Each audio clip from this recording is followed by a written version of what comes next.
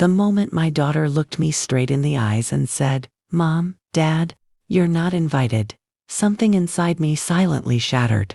Before we begin, just a small request. Hit the like button to support our stories.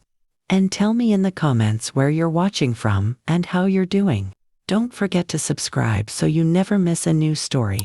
Your one like, one comment, and one subscribe truly encourages us and keeps us going. Now, let's jump into the story. My hands were shaking as I held the small silver-wrapped gift box. Inside was my mother's necklace, a family heirloom, passed down through 3 generations. I had polished it carefully, imagining the smile on my daughter's face when she opened it. But she didn't even look at it. My husband Richard stood beside me, his jaw tight, his eyes filled with disbelief. 45 years of love, sacrifice, late-night worries, school fees, college loans, and unconditional support reduced to one cold sentence. "You can't be serious," Richard whispered. She sighed, clearly irritated. "This day is about me and Tyler. We want only close friends and his family here. Please don't make a scene." Make a scene. We had paid for the venue, the catering, the band, the flowers, everything. Richard had even dipped into his retirement savings so she could have the wedding of her dreams. And now, standing in a quiet hallway outside her bridal suite, we were being dismissed like unwanted guests. "I just wanted to give you your gift," I said softly, extending the silver box. She gently pushed my hand back. "I'll open it later. The coordinator will show you out." The door closed behind her with a soft click, a sound louder than any slam. We walked through the garden in silence, past the white chairs, the flower arches, the musicians setting up. Guests were arriving, smiling, laughing, unaware that the bride's parents were being quietly escorted away. In the parking lot, I finally broke. "She threw us away," I whispered. Richard said nothing. His hands tightened on the steering wheel as he stared ahead. We drove until we reached a small cafe. He parked, turned to me, and said, "Our names are still on every contract." I looked at my phone, and for the first time in my life, I didn't choose forgiveness. I chose consequences. Because what we did next would turn her perfect wedding into complete chaos and reveal truths none of us were ready to face. We sat inside the quiet cafe, our untouched coffees growing cold between us. Outside, the sun shone brightly, as if mocking the storm brewing inside my chest. Richard pulled out the folder. From his jacket, the one containing every wedding contract, the venue, the caterer, the florist, the band, the photographer. Every single one had our names at the bottom. "She told us to leave," he said quietly. "So we leave, completely." My fingers hovered over my phone. My heart pounded, but my voice stayed calm when I made the first call. "Hello, this is Margaret Wilson. I need to cancel today's event." There was confusion on the other end, then panic. I listened without emotion. I had spent months being polite. Today, I chose clarity. One by one, we called everyone. The florist, the catering company, the band, the decorator, even the transportation service. Some argued, some begged, some warned us about penalties. I accepted every consequence without hesitation. Money could be replaced, dignity could not. Within 30 minutes, chaos began. My phone started vibrating nonstop. Unknown numbers, missed calls, voicemails. Then her name flashed across the screen. "Olivia." I didn't answer. Text after text poured in. "What did you do? Why are vendors leaving?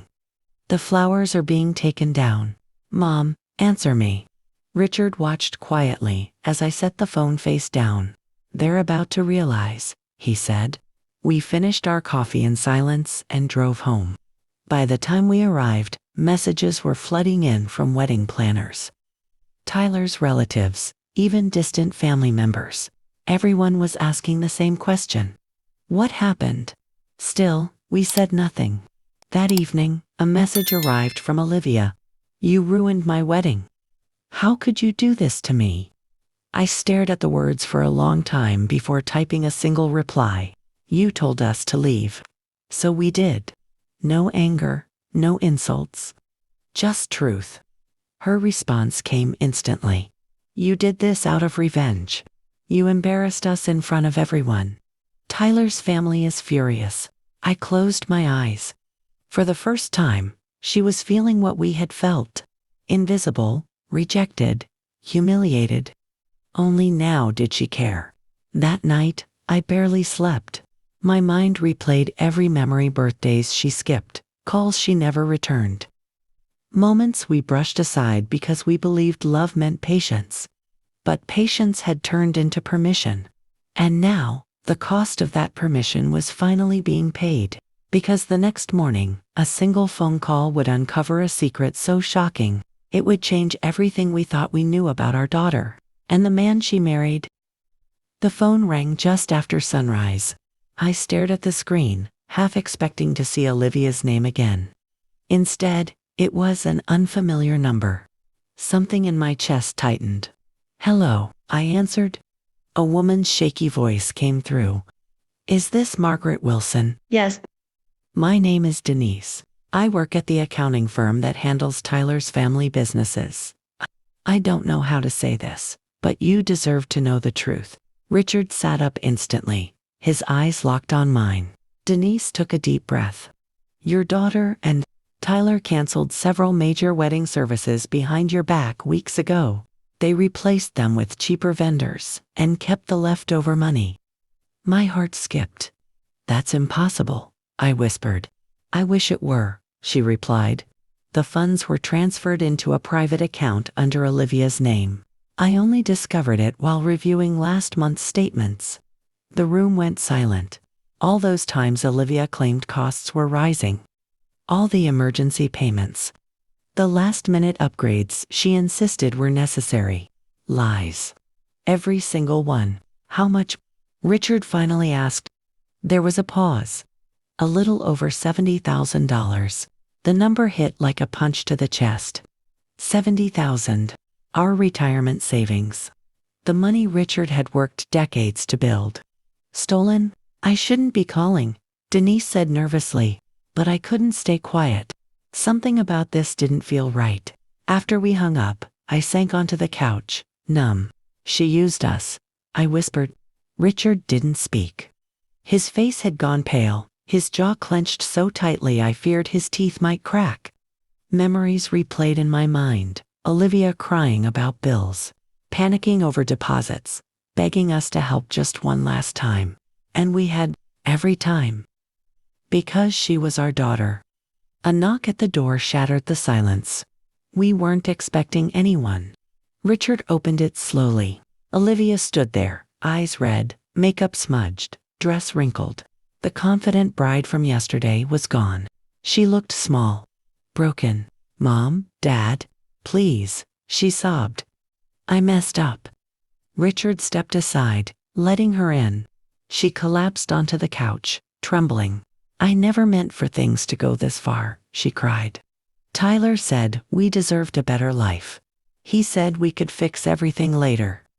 My heart twisted, not just because she lied, but because I could finally see how deeply she had been manipulated. And yet, not all of the truth had been revealed.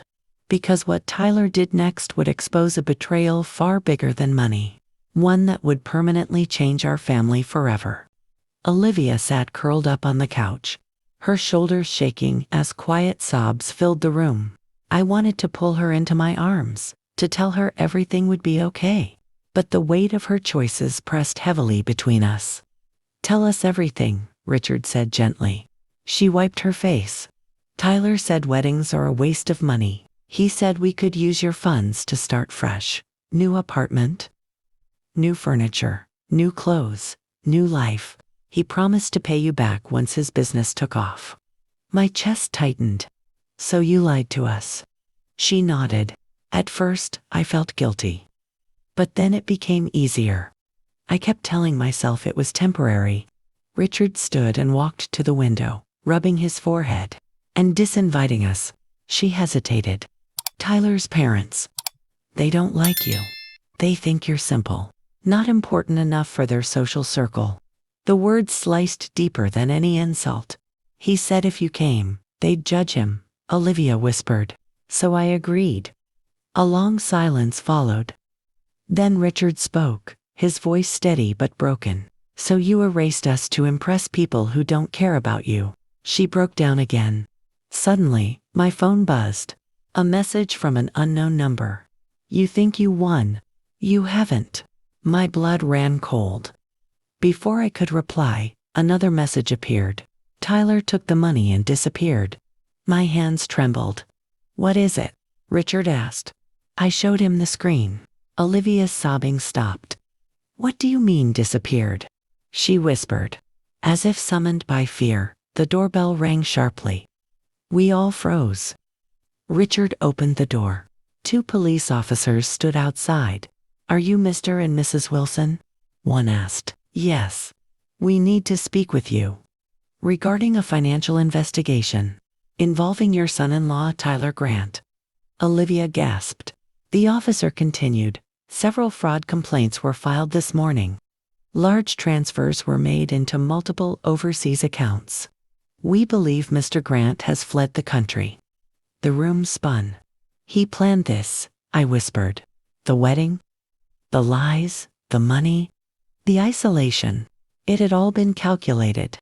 Olivia collapsed to the floor, screaming. He said he loved me.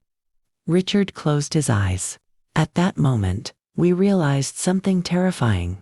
We weren't just victims. We were witnesses to a carefully executed betrayal. And now, everything we thought we knew about our daughter's marriage and her future was gone. But the worst part, the story didn't end there, because what we uncovered, the days that followed felt unreal. Police interviews, bank statements, endless phone calls, long, sleepless nights. Tyler was officially listed as a fugitive. The money was traced through multiple accounts across different countries. Recovery would be difficult, maybe impossible. Olivia barely spoke. She moved back into her childhood bedroom, the same room filled with old trophies, school photos, and dreams she once had before everything became so complicated. Now, she sat quietly, staring at the walls as if trying to understand how her life had collapsed so quickly.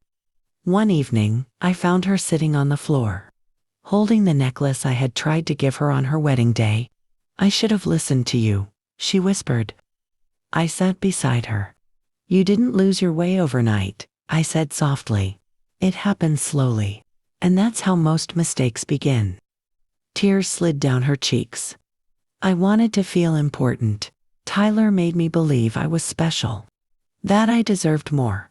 You already were, Richard said gently from the doorway. You always were. She looked up at him, broken. Weeks passed. The investigation continued. The media picked up the story. Friends disappeared. Some family members judged. Others offered support. Through it all, our small home became a place of healing. Slowly, Olivia began rebuilding. She found a job, started therapy, learned to manage her own finances. For the first time, she faced life without shortcuts, without illusions. One night, she stood in front of us and said, I don't expect forgiveness, but I want to earn trust again. That was the moment I knew she had truly changed. Trust isn't given back all at once. It grows. Day by day. Choice by choice. Months later, we received a call. Tyler had been caught. The money was mostly gone. But somehow, that no longer mattered. What mattered was that we had our daughter back, not the version chasing status, but the one who remembered love, humility, and honesty. That day, we planted a small tree in our backyard, a symbol of new beginnings, of second chances, of growth after devastation. And as I watched Olivia carefully water the soil, I realized something powerful. Sometimes life breaks you, not to destroy you, but to rebuild you into someone stronger, wiser, and kinder than before. And sometimes, The greatest gift isn't the life you planned. It's the life you survived together. If this story touched your heart, tell me in the comments, what city are you watching from? Don't forget to like, subscribe, and share this story so more people remember. No matter how old you are, it's never too late to stand up for yourself.